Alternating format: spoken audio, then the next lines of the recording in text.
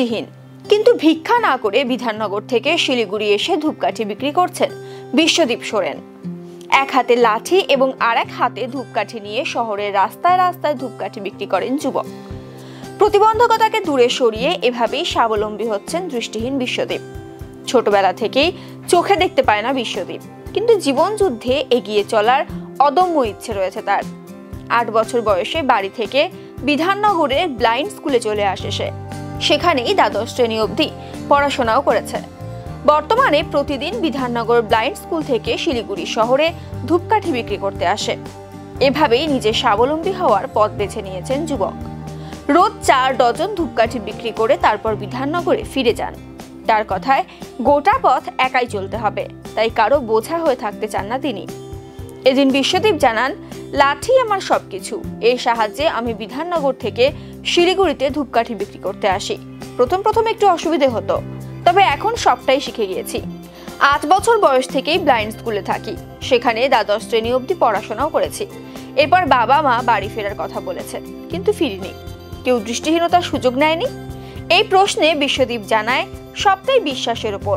আমি মানুষকে বিশ্বাস করি, বিশ্বাসের উপরেই জীবন চলছে।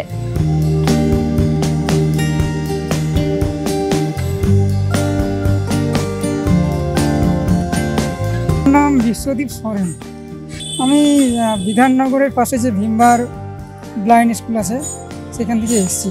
আমি প্রথমত ব্লাইন্ড স্কুলে এইচএস পর্যন্ত পড়াশোনা করেছি। এরপরে আর কোনো কারণবশত অর্থের অভাবে পড়াশোনা করতে পারিনি।